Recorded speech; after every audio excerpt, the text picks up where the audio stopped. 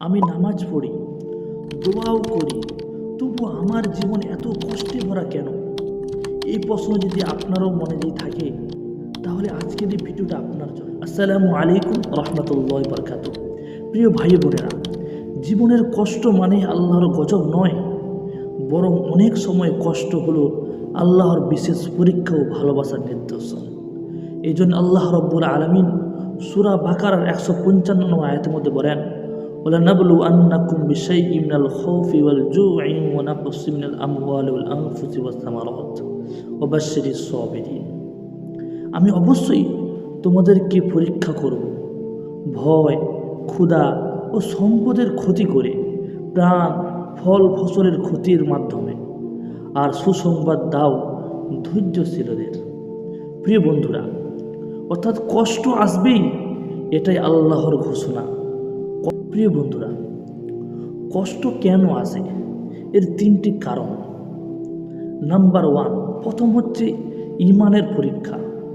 আল্লাহ রব্বুল আলামিন সূরা আনকাবুতের 2 নম্বর আয়াতের মধ্যে বলেন, মানুষ কি মনে করে শুধু আমরা ঈমান এনেছি বলে তাদেরকে ছেড়ে দেওয়া হবে, পরীক্ষা করা হবে না? প্রিয় বন্ধুরা, একটা কথা সবসময় মাথায় রাখবেন, আপনি যতই আল্লাহর কাছাকাছি যাবেন, আপনার পরীক্ষাটা কিন্তু ততই বাড়বে। প্রিয় বন্ধুরা, রিজন নাম্বার 2, গুনাহ মাফের মাধ্যম।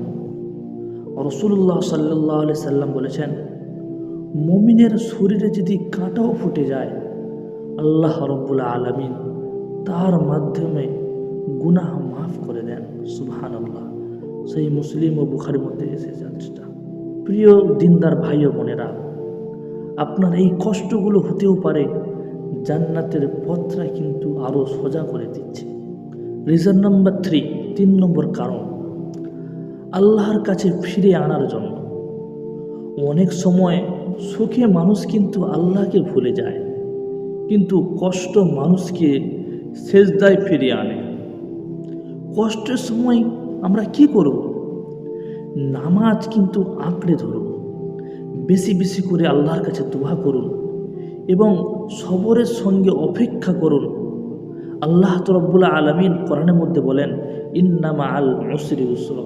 সূরা ইনশিরাহর মধ্যে 6 নম্বর আয়াতের মধ্যে আল্লাহ বলেন, অবশ্যই কষ্টের পরে কিন্তু সুখ রয়েছে। প্রিয় দিনদার ভাই ও বোনেরা, আপনি কিন্তু একা নন। আপনার চোখের পানি আল্লাহ দেখছেন, কিন্তু আপনার নীরব কষ্ট আল্লাহ শুনছেন। কিন্তু হয়তো দেরি হচ্ছে, কিন্তু আল্লাহ কখনো ভুল করে না।